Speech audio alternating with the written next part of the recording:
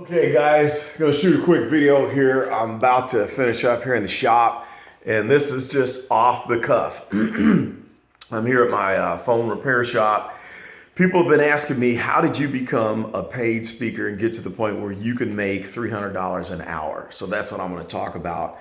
This is unrehearsed, off the cuff, off the top of my head, and I'm just going to see where it goes and tell you my story and how I started and then how I got here to the point today where I don't entertain speaking ideas, speaking engagements unless it's at least $300 an hour. And right now my price for a 1 hour is usually between $600 and $1,000. And the most I made in one day, I think I did a 6.5 hour training session and that was $2,500. That was about 10 years ago. But nowadays, if I were to do something for a full day, $6,000 would be the bare minimum. And so how do you do that? You know, how do you get to the point where you can make that kind of money? That's what a lot of people want to know. And there's a lot of aspiring speakers that want to make the big bucks like that, you know, do a little bit of worth of work and make that big fat check. And, you know, honestly, it's nice when you do a speaking gig and then you cash that check for $300, for $1,000, for $1,500 and have a pile of cash in your pocket. It's fun doing that, you know, but how do you get there? That's what everybody wants to know. How do you get from start to finish to making that kind of money? And is it possible for you? Yeah, it is possible. And I'm going to be teaching and training people how to become trainers, seminar speakers, keynote speakers, how to do that. But I'll just start it out by telling you my story and then we'll just see what happens from that point and if I'm going to teach people how to do this. So way back when I started work at MoDOT, this was what, 25 years ago, maybe? I think I was only like 23 years old. I've always liked talking in front of people, you know, it's fun. But I was an okay speaker. People said that I was, you know, pretty good, but I was nervous, you know, I wasn't natural. And I had gone to a training class. It was quality improvement. And I thought it was the neatest class in the whole wide world. It was a 4-day class, 8 hours each. And at the end of the week, you were an expert at how the quality process would change the department, how we work through problems using a step-by-step process with the Deming circle. So that's what that was all about. And at the end of the class, they said, hey, if you like this and you want to volunteer to be a trainer, you can sign up and we'll send you to training and let you become a quality improvement trainer. So that's how it all started for me. So for the next 3, 4, 5 years, I taught several quality improvement training sessions, and that's where I cut my teeth on speaking. So after about 4 years of that, and also facilitating work groups, you know, in the department, I thought I want to do this for money because I see people out here making money. So I booked a gig, and it was really interesting because it was for an organization that helps the mentally ill. And it was a nonprofit company, and I was going to do a 1-day seminar for their state meeting for about 50 people. And what I didn't know at the time was that the board of directors, the 8 people that were on the board, they were also not patients. There was a fancy word for it, but they all had various mental issues. And I didn't realize that. They seemed like they were, you know, very well-adjusted, normal people, very professional. Some worked jobs, some were retired. And we had come upon the agreement that I was going to teach this workshop for $2,500. I was starting out on top. So I taught the whole class, and actually one person had a nervous breakdown in the middle of the class. They kind of flipped out. And it was interesting. We got through it. It was great. Everyone loved the class. I videoed some of it. I was proud of myself. And so at the end of the class, I met with 3 or 4 of the board members and then the president. And I said, okay, well, I'm done. Here's your invoice. If you want to go ahead and cut me the check, and we're done. And so the guy was like, well, how much was it?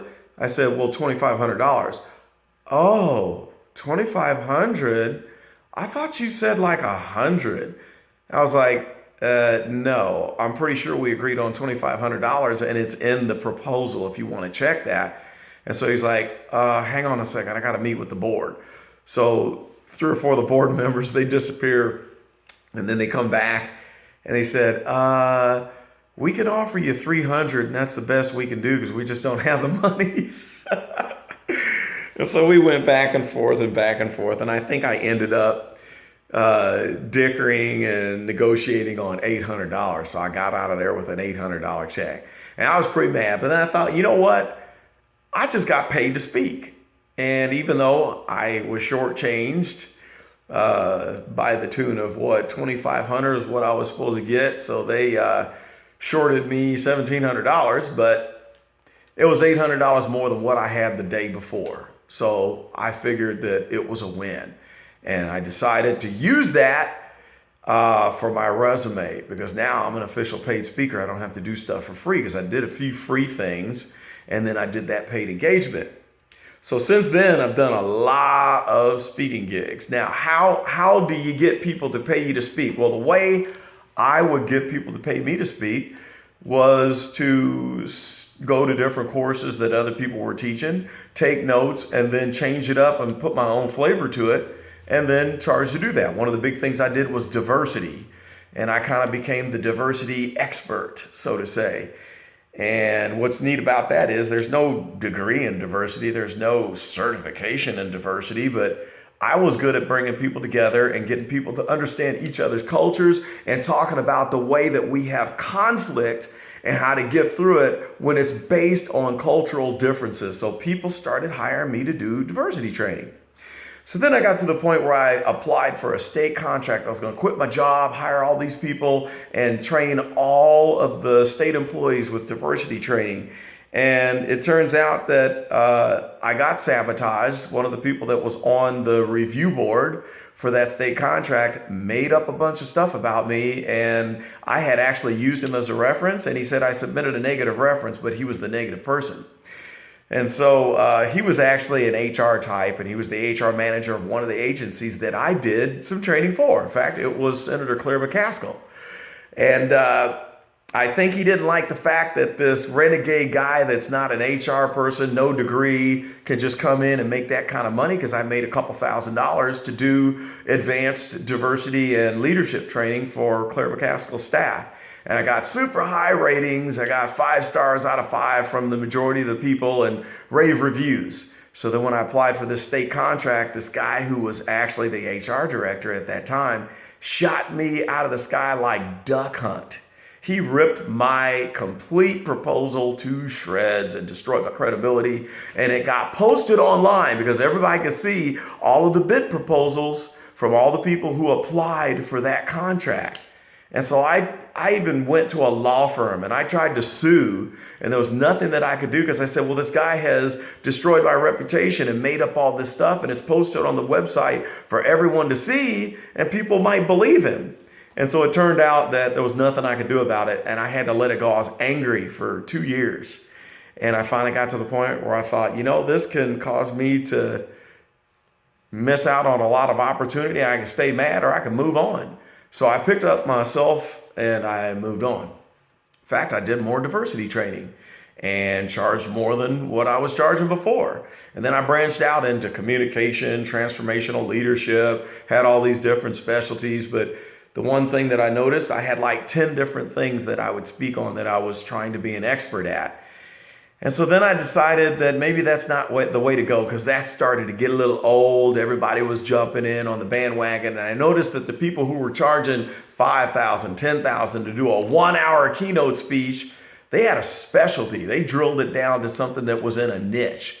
So I thought, well, I'm going to drill this down. And so years went by and I started doing training that was more in tune to leadership and conflict and studying the world's greatest leaders. And so guess what I did? I made up my own thing. I made up a thing because I noticed that there's speakers out there and they have their brand that they make up and their little slogan, their catchphrase, and they write a book. And I'm like, well, where did they get that from? It wasn't a thing until they made it up. So I took the stuff that I had from my experience and my personality, and I thought, what's the best thing that I do? And I took those best attributes and I made up my own thing. That's where strategic mass influence came to be, SMI. So I've got like the badge, the logo, the art, and I've got several subcategories of strategic mass influence that I teach. But it's basically teaching people how they can become just massively successful as a leader, where they get hundreds, if not thousands, of people who become their walking, talking ambassadors, and they're out there marching for their cause, as a leader, without you even paying them to do that.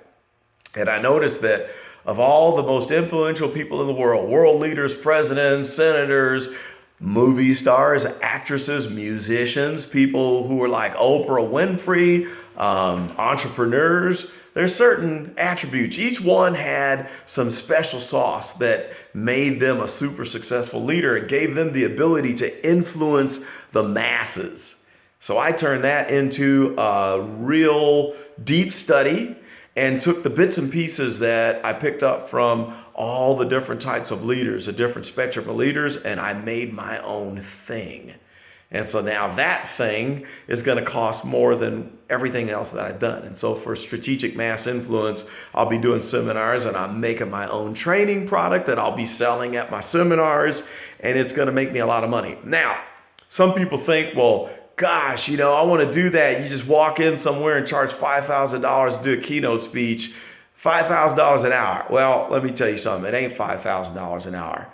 To get to the point where I'm at, where I've charged $1,500 for, I think, a 2-hour deal is the most that I made in 2 hours. That $1,500 for that 2 hours wasn't for 2 hours. It was for the 2,000 hours over the last 10, 15, 20 years that got me to the point where I am right now. It was a stack of books that would fill this room. It was tons of seminars that I listened to, tons of DVDs that I watched of other successful speakers, tons of seminars that I had gone to, conferences, and hearing different keynote speakers and buying their books, sitting down, getting their advice. So when you do the math, I don't think I'm making $1,500 an hour when you consider what I had to study to get to that point. So what's the point I'm trying to make with that? If you want to be a big time speaker and pull down the 5,000, the 10,000, you need to start studying now. First, you need to find out what you're good at and what matches your personality and something that you are passionate about. If you're not passionate about it, you're not going to make $10,000 to speak on that topic. It has to be something that motivates you, that moves you, that makes you wake up and want to grind because it's a problem that you want to solve, or something that you are really good at helping other people solve. And then you got to read more books. You got to attend more seminars. You got to do more research than everybody else out there until you become the king of the hill and you're the expert at your thing. Then when you are, here's what happens. I'll tell you right now. If I go to a company and they're having problems in leadership, let's say management has a rift with the employees and there's a high turnover rate, I'll walk right into a company and I'll tell them, all right, you can take two different pathways here. You can hire you another HR expert or a trainer, pay them a year's salary for $50,000, $75,000. And I will do more in 1 hour than what your HR employee person will do in a whole year. Now, that's a pretty bold statement, but it's true. Because I'm taking my 25, 30 years experience and I'm concentrating that, just like orange juice concentrate. You take that frozen orange juice, you plop that out into your big pitcher and you fill it up with water, stir it up, and it makes orange juice. Well, I am knowledge concentrate. So I'll take 30 years of experience and knowledge and knowing what works, and I'm going to jam that into 1 hour in such a way that my delivery causes people to change their behavior. And it causes an entire group to change the direction and to coalesce, to come together, to gel, and to find a common goal and change the entire way that organization works together. All in 1 hour. And then, of course, I do follow-up training too. So when I tell a company, hey, give me $5,000 for this 1 hour and let me change your whole organization right now, or spend $50,000 and hire an HR person that may or may not be effective, it's up to you. So what do you think that they decide when I put it that way? When I put my guarantee on it, that I will be successful, that I will change your organization, that I will cause a paradigm shift in behavior from that moment. What do you think they're going to say? Now, when you get to that point, you can charge what you want. You can charge what you want because when you walk in the door, you have credibility and people will be open-minded because they know, they can feel the experience that you have. They can feel the knowledge that is jammed into your head. They can feel the passion and the energy that you have for your area of expertise. That's what's going to happen. So we'll talk more about this. If you like this video, comment, let me know. If you would like to learn more about how you can become a paid keynote speaker, maybe I'll teach a course and give you the pathway that you can get there, because there's a lot of elements that go into this. And so you could spend many, many, many years, or you can ride on my experience, and I can tell you that it wouldn't take you 25, 30 years to get there. You could be a big time keynote speaker within a year or two if you have the right knowledge and the pathway, how to cut through the forest, the shortest pathway to get to that point where you're collecting those checks. It can happen. So there you go. That is my story about how I became a paid keynote speaker. So we'll talk soon about it. Thanks for watching. Hit me up in the comments. We'll talk more about it. I'm out.